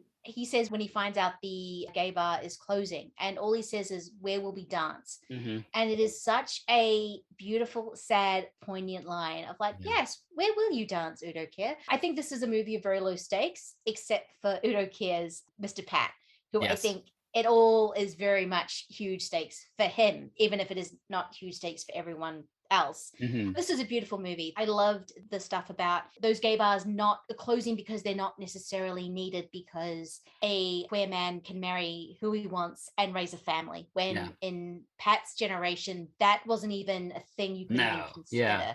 And the fact that all your partners, there was a chance that they could also, with the AIDS crisis, there was a chance that they would die, and that the whole thing of, it's kind of this beautiful poignant moment of, he was accepted as a gay man in the small town because he was the hairdresser and he was allowed to be flamboyant. So it sort of got this kind of thing of how you were accepted in the small town if you were queer to begin with, or gay. And then it's got all these things, and it's done so simply. It's just almost done through his facial expression, all these small conversations. Because the crux of the thing is, he's walking across town to do someone's hair of an old friend who he fell out with because she was a customer, and then something happened between them. Yeah. And it's this really interesting thing, because I just watched The Stylist as well, which I also really liked, which I came, and it's got that similar thing of customer and client relationships, and are you actually friends? And what does that mean when you share so much personal information with someone but you consider them an employee of sorts? It's a fascinating dynamic, and it goes into it as well. But the thing for me is, Swan Song is about small kindnesses. Every time someone I thought was going to be a dick wasn't. They were just like the woman when she finds in the car when he's hitchhiking and he goes, "Oh, he died of AIDS," and she just looks at them. I'm like, "Oh no, something's going to happen," and then she just puts her hand on his. And I just nearly lost it. That, and all these tiny little small moments about when he helps someone get into drag and does a wig. And he goes, "I'm a professional," when he does the woman at the start who's in the wheelchair. All those little moments are just so beautiful, and they are just about kindness. That's all it is. It's just about people being kind to one another. And I'm getting goosebumps just thinking about it, because that's what the movie is. And it's, even though it has some really sad moments in it, you remember those other moments. Oh yeah, kindness. I remember that. When he goes and lights the cigarette for the lady in the wheelchair in the hallway, it's just like, oh my gosh. Like, I knew at that moment, I was like, well, okay, get some tissue for this one, because this is, and it is, you're right. It's these tiny acts of kindness. And those things resonate with me so much, because I feel like the world can be so unkind. And so when people actually put some effort out to not be pricks all the time, it just really is an emotional thing for me. That is probably why Swan Song is right there at number 2 for me. Yes, I don't blame you. I watched this because I knew you loved it, and I wanted to make sure that I watched it as well. And thank you. Udo Kier he's kind of like a Nicolas Cage. People think they're only going to get one kind of performance out of them, and then no, they're really great actors. They can do these amazingly beautiful, understated, emotional performances. He's playing like a real human. He's not playing a camp send-up of someone who's gay or whatever. No, his physicality of it is so sort of beautifully fragile. It's really lovely. It really is. In the beginning, when you can tell it's innately part of him. Yeah, it's not a send-up. It's a beautifully natural performance. And Swan Song is absolutely amazing. Great. Which brings us to your number 1 pick of 2021. Here we are. What is it? Sometimes I just need happiness in my life. And sometimes I am just going to watch In the Heights 5 times this year. So yeah, my number 1's In the Heights. You dropped so many clues about musicals, and here I was this whole time. I was like, we've already said Pig. What could number 1 be? There it is, In the Heights. I went and saw this at the cinema, and look, I think there have been better made movies this year. I think even Spielberg's West Side Story is 10 times better made, especially in how musical scenes are constructed. But there is something about the way John Cho just kind of lets reality go when he's In the Heights, and just the joyfulness of everyone on display, just being proud of the neighborhood they're from. Again, another great New York movie. I want to go there. And plus, it's, again, such a small stake movie. This is just about people with very small dreams who just want to do a little bit better than they're doing now. This is not some grand scheme of things. This is about moving to a new neighborhood, opening a bodega in another country. This is about someone who buys a lottery ticket each week. But I love the music in this so much. I You can feel the heat in this movie, even though I think they were filming it in like fall or something. I loved it. I think there's a beautiful way this feels like storytelling because it is framed within Anthony Ramos telling a story. It doesn't always completely work in each part, but when I'm watching it, I'm just crying every time certain moments happen that I like. I think there are some amazingly beautiful dance sequences in it. And it's my number one. 2 years ago, this would never have even into my top 10. I would not have, but I think, I don't know, it's because I'm getting older and I would have chosen the darkest, most cynical kind of horror movie as my number one. And now I'm 2 years later in a pandemic going, In the Heights. Yeah, that's great. I love that. I, of course, did not see it, as I've said about how I feel about musicals, but I will put this to the top of my list. It's a big musical, like it's musical with a capital M. Yeah. Yeah. So, but I'll move it up there. Who knows? Maybe my daughter, she's into like, singing and stuff. Not so much Disney movies as of late. She watched Encanto saying, I don't like this out loud every 2 minutes. She doesn't like when people are mean to each other. So that I was like, hey, okay, well, that's all the Disney movies. That's so sweet. She's like, they always kill the mom or dad. We're like, okay, well, That's every fairy. To be fair, she's going to have to be disappointed with a lot of fairy tales. I've had a lot of people come into the bookstore. Is there a children's story one of the parents aren't dead? I'm like, very few. Yeah, actually, no. But I will put In the Heights up there as one to check out for sure. I did see Bye Bye Birdie and loved that, but I saw it at the right time, at the right place. And I think that's important for some movies. Oh, I think that's very important for some movies. And I think In the Heights was in that as well. I saw it because it was summer over here when I saw it. When we went into lockdown, this was I need to cheer myself up. So I'm just going to put on a couple of scenes in the Heights. I don't know what is about this movie. Yeah, this is a top 10. Looking at it, that would be the complete opposite of other top 10s I would have chosen. And I don't necessarily think it's a thing of what movies were coming out. I just think it's my general mood. Yeah. I think that's a really important thing when looking at this is like who we were, how we felt when we saw what we saw. Sometimes that can be what makes something really resonate with us and, might just be like a good laugh. I think I would have enjoyed Barb and Star regardless, but because things were so upside down, feeling bad, that sheer bright light of Barb and Star, I was like, yes, please. Like, I need this. So it just pushed it even bigger for me. Yes. But I liked Blue Skies this year. Oh, yes. Everything has blue skies. Yes. Bright sunshine, please. Yes. More of it. My number one is Hydra. Really? I know Mike Scott has been talking about, I may be thinking of the wrong one. You are. Same film. It's directed by Kei Sonomura. Hydra's a small bar in the middle of Tokyo. There's Takashi, who's a standoffish guy working there, where he hides his other identity of a highly skilled hitman and now has to face a brutal killing gang, and he's been picked as the target. It's directed by a stuntman. If you look up Kazuke's history of jobs, stuntman worked on Survive Style 5, Bushido Man, Death Trance, Yakuza Weapon, Ninja Hunter. I mean, there should be wall-to-wall stunts in this. It should be nothing but stunts, and instead it's this beautiful slow burn with a few fights, and the fight scenes that we get are just utterly remarkable. It's not like a John Wick style where it's like people landing 1,000 punches and kicks and slowly beating each other up. It's a fight where it's two people playing physical chess where the first person to make a mistake is going to lose the fight. It's essentially what's happening. Yes. So it's really intense in the physicality. And I mean, I stood up. I forget who I was telling this to, but I stood up out of my chair. I was watching it with headphones on, like inches from the television, and was just like sweaty. I was just like, I'm so nervous for what's going to happen. And there was something about the slow burn and the pace of it, I was like, I love this. And he's also not an ass. He lives by his own code, which makes him kind of a good person. So we're kind of seeing a theme here. And it's the only film on my list that I watched the next day. I would have watched it back to back had I not been watching it late at night. I bought it on Blu-ray, despite that it's on streaming services. And I've seen it the most out of all of the movies that I have. There's just something about this concoction of this film that it just keeps pulling me back to it. So there was no choice for me ever. This was always the number one for me because I would watch this if I was sad. I would watch this if I was happy. I'd watch this just because I wanted to see some good acting, solid performances. The muted blue kind of color of the whole thing really works for me. Shout out to Elijah Taylor of Kicking and Screaming podcast, who's the person who direct messaged me when he saw it to be like, Hydra.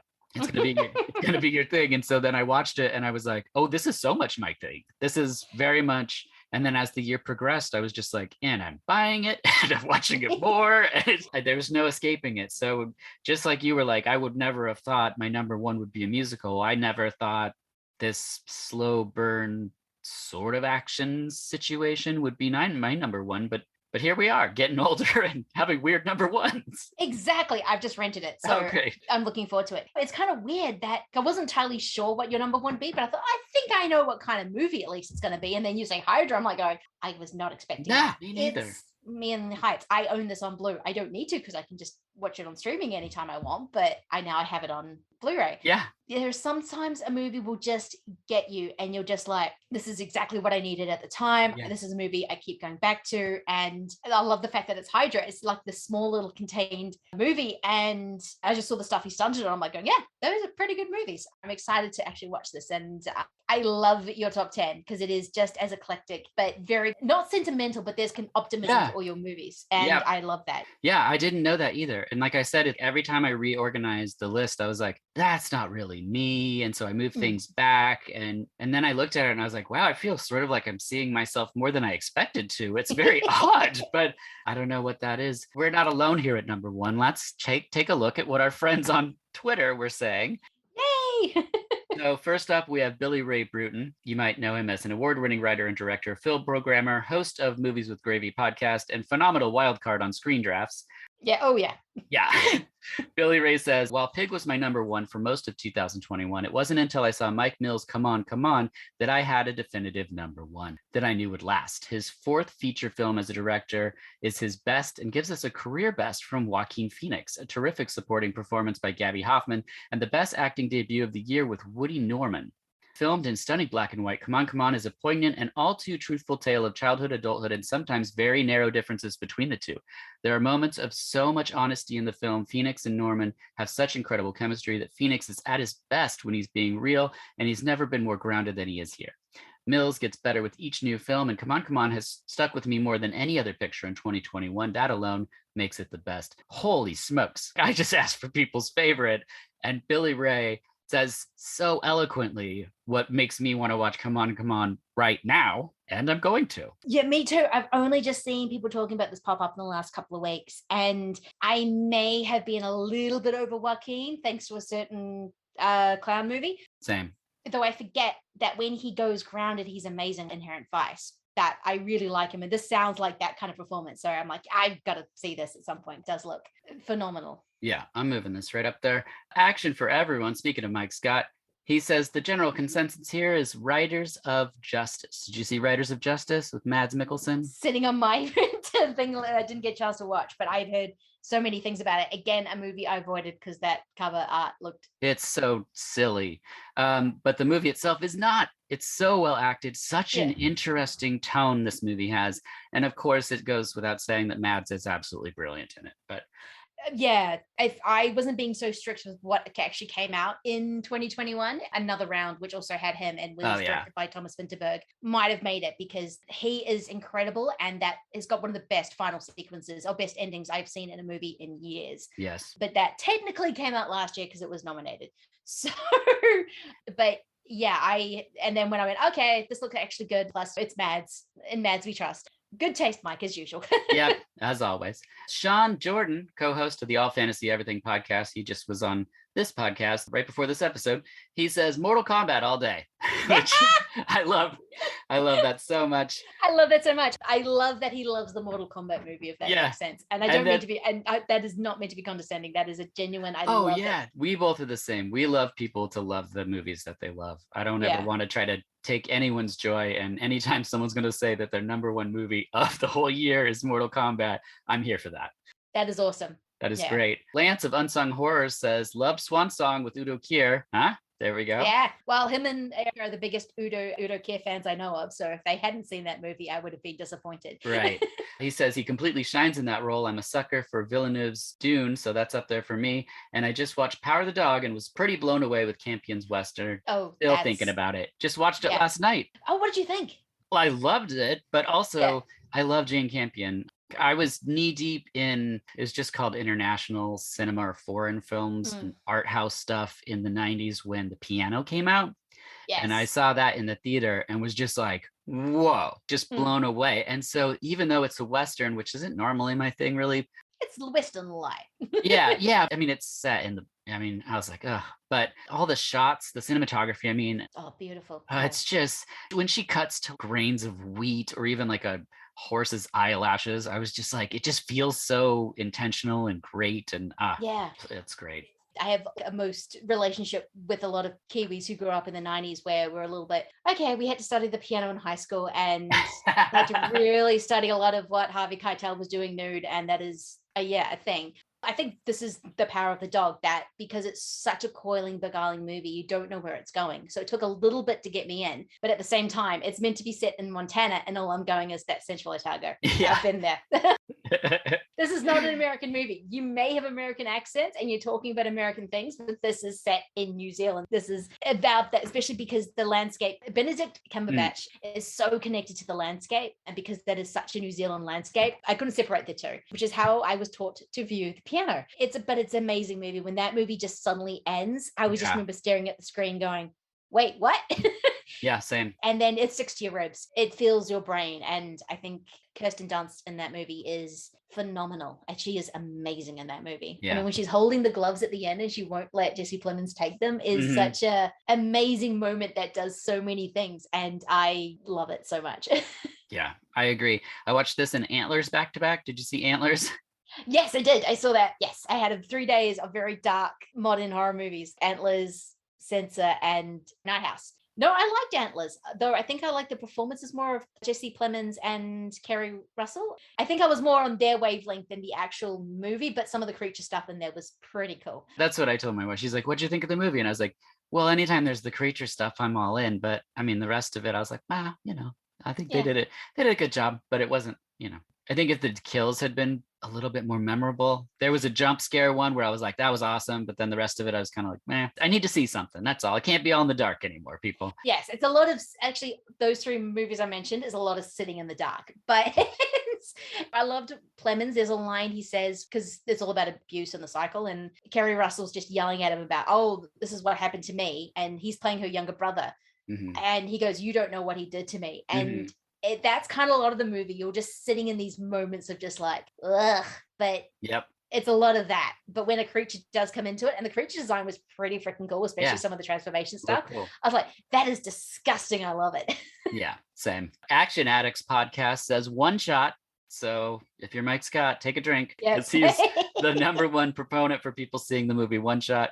If you didn't see One Shot, check it out. It's very well done. It's very interesting, and something that I kept thinking about, which for an action movie is not that often. Sometimes it's just enjoyable. And in this one, I was like, how did they get from this point to this point? Alison DeGrazio of Solid 6 Podcast says, well, Werewolves Within was cute as a button, but my top picks would be Titan and In the Earth. I basically fell in love with Reece Shearsmith this last year. He does the whole my warmth and kindness really mask my bloodlust kind of thing well. So yes, I was meant to see that, but after seeing the 3 movies I mentioned, I looked at In the Earth and went, I don't think I can deal with you right now. I need something with light. But I love Ben Wheatley is one of my favorite working directors. Rebecca. So I am really keen to see that movie. So that sounds definitely way up my alley. And yay for another Werewolves Within. Yeah, another Werewolves Within. The movie seller says The Harder They Fall. Oh, yes. That is actually really fun. That is directed by a musician. It's got a dream cast of people. Idris Elba, Regina King, Zazie Bates. They're all amazing. It's a really stylish movie. I think the ending is a lot of fun, and it does have the best White Town joke I've ever seen in a movie. All right.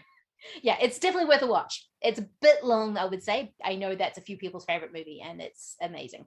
Excellent. Who's Their podcast, which you were a guest on? They said Candyman. Another Candyman. New World Pictures podcast says Psycho Goreman, if that doesn't count Last Night in Soho, if that doesn't count Nobody, if that doesn't count Bad Trip. So there we go. I admire your way of picking 5 top number ones. That is a trick I'm going to use. Yeah. Sean Robert of the Cult Film Club podcast says Werewolves Within, and Jim Cummings' film The Beta Test, which I haven't seen Beta Test yet, but I love werewolves, so yeah. It has not come to my shores yet, but I am very excited to see Beta Test because Thunder Road and Wolf Hollow. Thunder Road I need to see again, This Wolf of Snow Hollow blew me away. I loved that movie. Oh, Thunder Road. I put it on thinking it was just a nothing indie drama thing that I was like, oh, I'll support this by renting it. And the first 2 minutes, I was like, I need a chair. I'm going to sit right here in front of the TV. I wasn't ready for the quality of what this was for me personally, and I loved it. I think that thing is a masterpiece. I need to see that. Oh yeah, when he's dancing, I forgot when he was, Oh he was my dancing because God. he didn't have the thing to the song. I think it's a little bit too much of a divorce fantasy at the end, but I need to see that again because there Yeah. are some things that Jim Cummings is doing in that movie that are extraordinary, especially when he's trying to talk to his daughter's teacher. Yes. And he doesn't have the social mechanisms to try and deal Oh my gosh. Yep. with his teacher. It's so painful. Just want to give him a hug. And he's like pointing scissors at him. He's like, please put down the scissors. He's like, oh yeah, I'm pointing a sharp implement. Yeah. I need to put these down. It's not just about this cop who keeps having meltdowns. It's about a guy who can't cope with things. And Wolf Hollow is so, it just takes it to the next level. So I am all aboard for whatever he does. And I'm so looking forward to finally catching up with Beta Test. Same. And then the Kicking and Screaming podcast, as mentioned before, Elijah says Hydra ! And Vanessa says, I was going to say pig, but something in the back of my head is saying malignant. So there you go. Yes, I got another one. It's me, Daniel, and Mike, and I think Rob from Cinema Drunkies.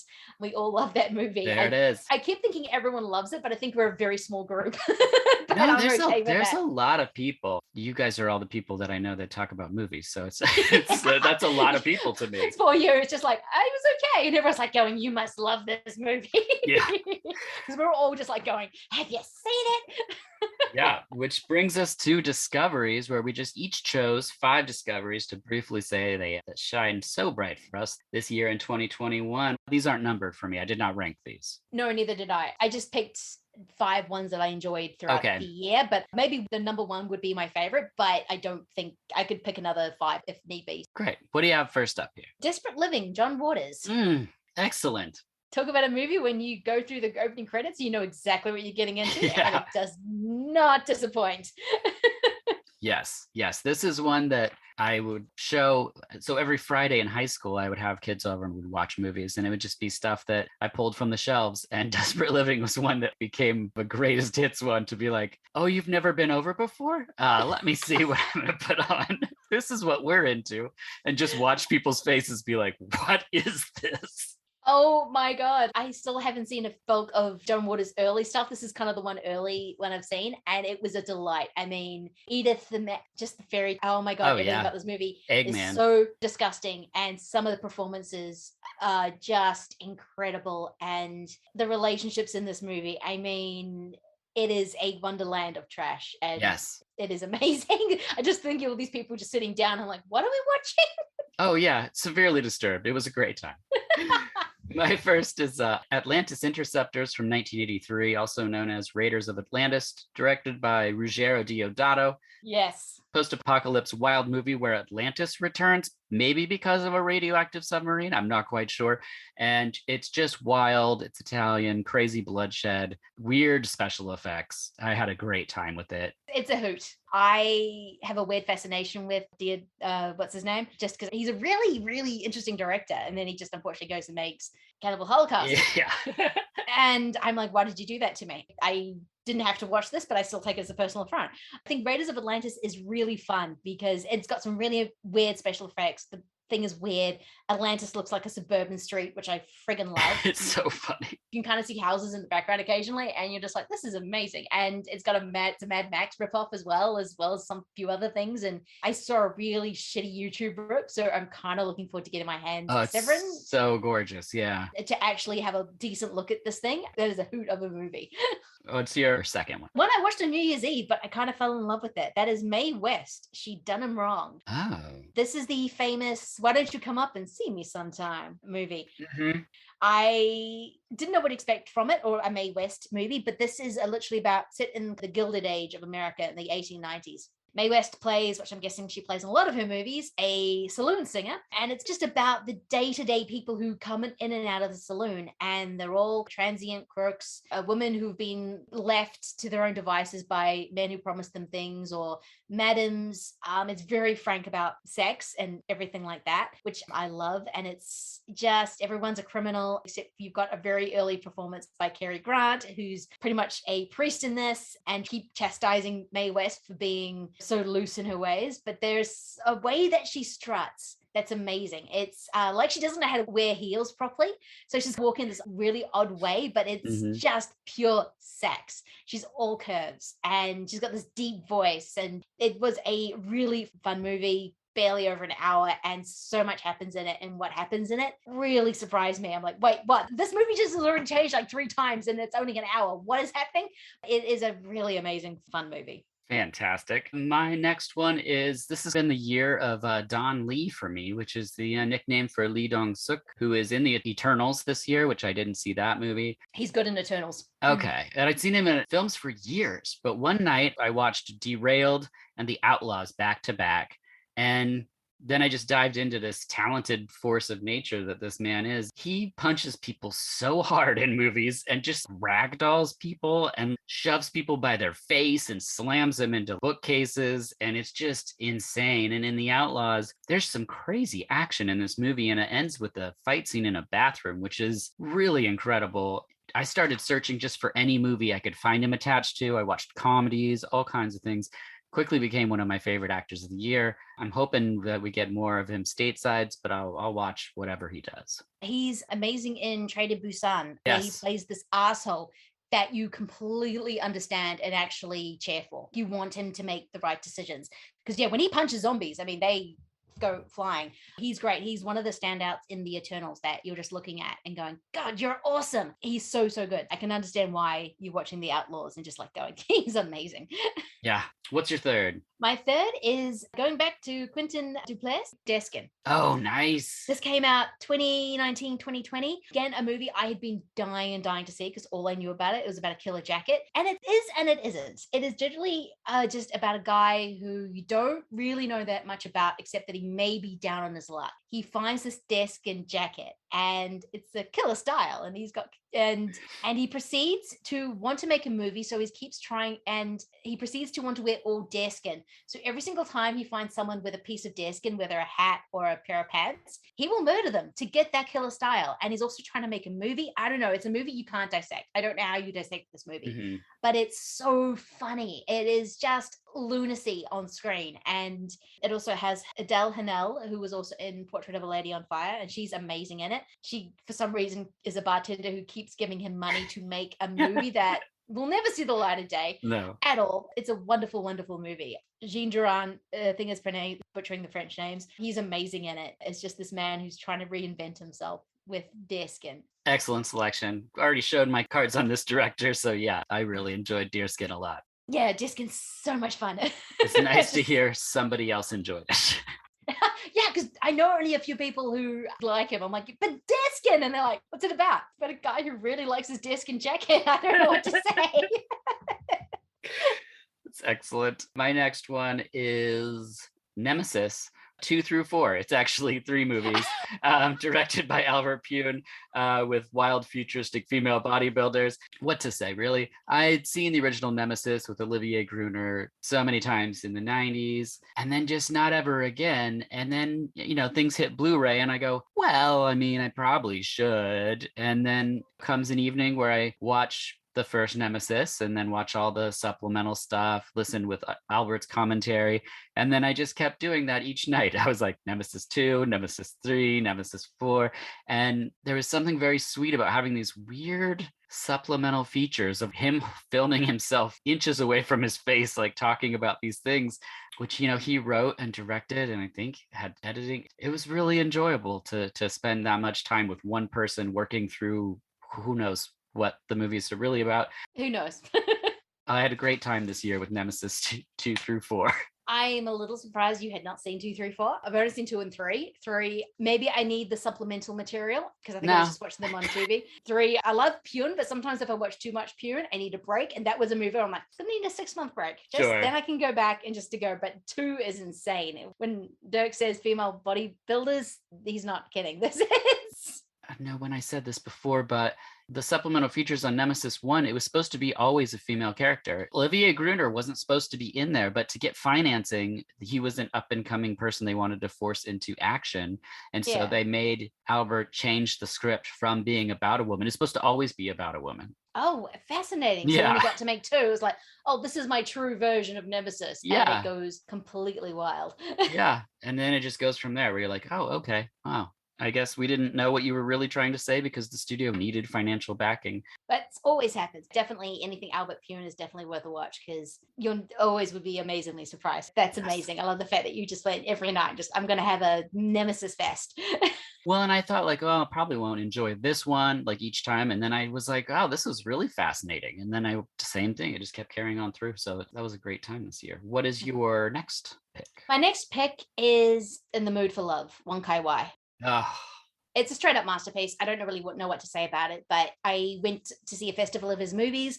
I saw Happy Together and Cancun Station, push that thing. But In the Mood for Love is the most beautiful thing ever made. I mean, Maggie Cheung, just her dresses alone. But there are 60,000 other reasons to watch these movies. I love how beguiling it is. You're just sitting there, just watching all this color and these two people who are almost forcing themselves to connect to each other because their respective partners are actually having an affair with one another. So you're looking at the couples that are left, the two people who are left, and they kind of form this couple. And well, it's a masterpiece. I mean, this is his masterpiece. It's one of the greatest movies ever made. So yeah, In the Mood for Love. Yeah, I agree. I have nothing intelligent to say about this movie that hasn't previously been said before. It's a masterpiece. And if you say you haven't heard of this director, this would be a great place to start, I think, because it's just amazing. Yeah, I mean, it's Tony Leung, it's Maggie Cheung, who are two of the most beautiful people on the planet, looking at each other like they're the most beautiful people on the planet. I don't know if Maggie Cheung was allowed to eat during this because her dresses are so form-fitting that you can literally see hips sticking out. But at the same time, she is so beautiful and she would have had to be sewn into these things. Everything about this movie is just so perfected and so meticulous about this movie that you are just spellbinded through the whole time. And it is all about this weird emotion. I don't know how to describe the emotion that they feel for each other. It is love, it is emotion, but it's not passion, if that makes sense. It's more of a longing, which I think is what he does really well. I mean, if you want to know what it's like to feel longing, you watch a Wong Kar-wai because that will let you know what that feeling is like. A classic moment would be the two characters riding in a car and their hands are next to each other on a seat, but they're not touching. And it's just like, do you just see that? And you're just like, the hands are going to touch. The hands are going to, like, it's so, you feel the propulsion of the magnetism, but they're not. And the fact that they're not, you're just like, ah, like it's so just good. Touch hands. Come on, you know you want to. Touch thumbs, please. Please just touch something, because the whole movie is you're waiting for them to have some sort of physical connection. And it takes so long for that because it is not this kind of traditional, oh, I'm going to fall in love with you movie. It's something else entirely. It is all about those pieces in the middle. And oh my God. Yeah. I mean, it's the mood. It's In the Mood for Love. So good. So good. Very similar to my next pick, which is Blades from 1989. It's basically a Jaws parody on a golf course with a lawnmower. It's put out by Vinegar Syndrome. And this thing looks and works way better than it should. I know the New World Cinema podcast, they were championing this one, and I would have slept on this for sure. I think sometimes, if we're being honest, some of the Vinegar Syndrome titles are a little rough to sit through. They can be. And you know what? I love waiting for gems in movies, but sometimes you're like, wow, this could have been edited a little tighter. But this thing, there's something very unique about Blades where it shouldn't succeed. And I felt like in every way it was trying, it really did. And something that was, I think, just trapped in probably VHS. And here it is now for people to discover. And I just think that's a wonderful thing. So if a parody of Jaws set in a golf course doesn't scare you away from a movie, then I highly recommend checking out Blades from 1989. Yeah, I wouldn't have known about it unless it was for the New World Yeah. podcast. And I was this close to getting it on the last Vinegar Syndrome sale. But I did, it sounded so much fun because that's how they described it. It's Jaws, but on a golf course. I went, that sounds ridiculous enough to work. Yeah. No, it's all about Vinegar Syndrome. I mean, sometimes you have to buy and buy a lot just because I don't have the knowledge of this kind of exploitation off the top of my head. So it's kind of, sometimes you will find a Don't Panic and it's amazing, or you will get, or they will release Fade to Black, which is an amazing, amazing movie. So good, yeah. Other times you'll buy Silent Madness and go, oh, that's something I bought and watched. But they put this exact same care and effort into every single movie. Movies that don't always deserve it. I'm hovering around it going, I would like to see this. Looks like a hoot. Yeah, I think it's worth a watch. I don't know about the price. Personally, we'll have to see upon second viewing if I find even more joy, because sometimes that happens with the parody where it just grows and you're like, oh yeah, I'm glad that this is a keeper. Yeah. Because now there's also so many streaming sites that it might pop up on there. I could see Shudder picking it up for sure. Tubi is a really good place to find some Vinegar Syndrome. Yeah. Tubi. So we'll see. I'm definitely not saying run out and pay $30 for Blades, but I'm saying definitely keep it on your horizon because it is worth checking out just for the effort that went into making it. What is your 5? Are we at 5 already? We're 5. I'm going to go with Force of Evil, which is directed by Abraham Polonsky from 1948. This is just took me by surprise. I had it on one of my mini Noir packs. So I just thought, Force of Evil sounds okay. And I was not expecting a Martin Scorsese intro. And then when I watched it, I went, oh, of course, because this is basically Marty saw this and went, that's a picture, and really took from especially Raging Bill and Goodfellas and Mean Streets.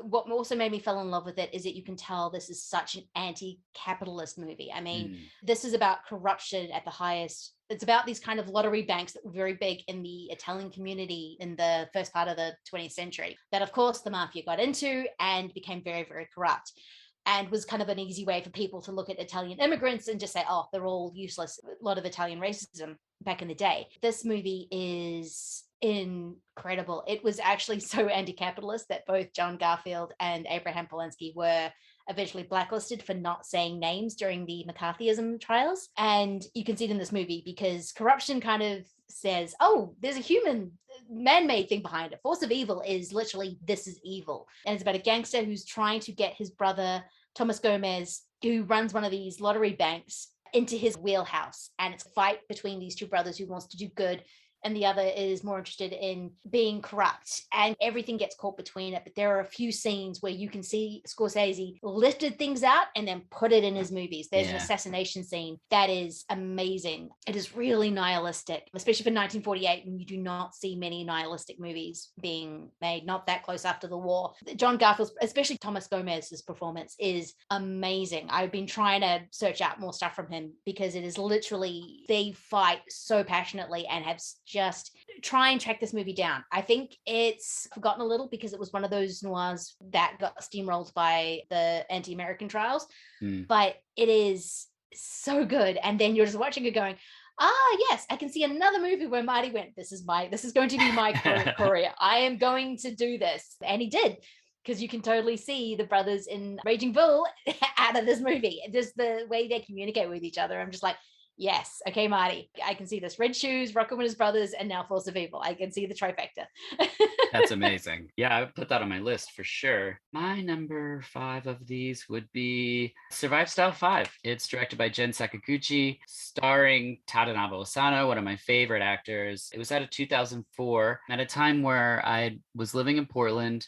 There was this place here that you could rent films from Japan and Korea and China. They had like maybe 8 titles at a time, very, very small video section called The Compound. And so I watched everything I could find of Tadanobu Asano. So Each the Killer, all that stuff, Vital. And this was one that I watched, but I didn't own it. They weren't selling copies of it. So I just had completely forgotten it existed. And then Rebecca McKendry was saying that she had just rewatched it. And I was like, oh my gosh, this is one that I don't own of my personal Asano collection. So I went and bought the DVD, and now I have it in my little collection, Survive Style 5. And I love it. It's 5 stories intersecting. I love this thing that I feel like in the early mid 90s, these types of 4 rooms kind of things started happening. And I enjoy that type of storytelling where things are intersecting and it's very stylized. And I think all the acting is really good and it has this electric energy to it. It's definitely a 2004 film, but I really love it. And to get it back because it was mentioned on a podcast is something that I always hope to be contributing to the podcast world. So I hope that anyone interested will check out Survive Style 5. That's my 5th pick. Yeah, I did see her talk about this and so like, what?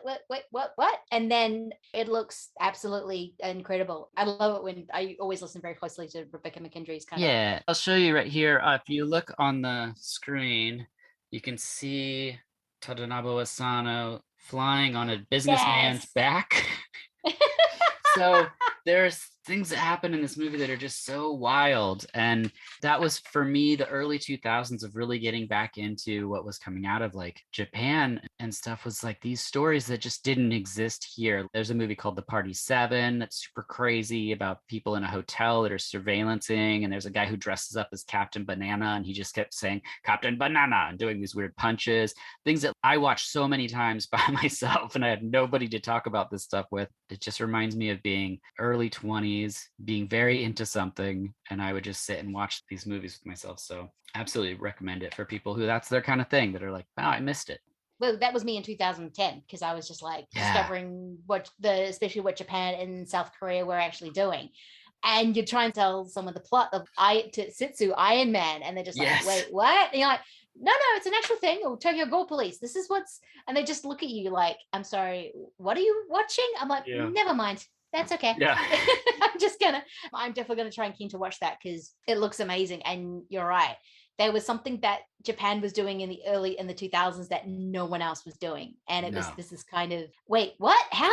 And I love that. Usually something from Japan would always end up on my top 10. This is one of the first years that it hasn't, but that's probably because I just wasn't looking hard enough. Yeah. But they're just so imaginative. So I love their movies. Well, and like we touched on earlier, just how things are released where both of us live. It's like most of that list I was mentioning earlier is stuff from Japan and Korea where I'm like, I want to see these movies so bad. Yes. And then it's like maybe next year. And I'm like, oh my God. Some of the movies that I saw this year that I was so moved by, I then would look at it and be like, well, I can't talk about that because it's technically 2018, but it was released here now. So can I talk about, it's like this balancing act. I had a lot of that. And I think that there was a few movies that did fall off that because I'm like, well, kind of came out then. So I'm just going to try and keep it to this year. But yeah, it's kind of a weird schedule release, especially with those smaller foreign independent movies where, well, they're not independent, but they just kind of make their way over here a little slower. So it's like, this movie's 3 years old,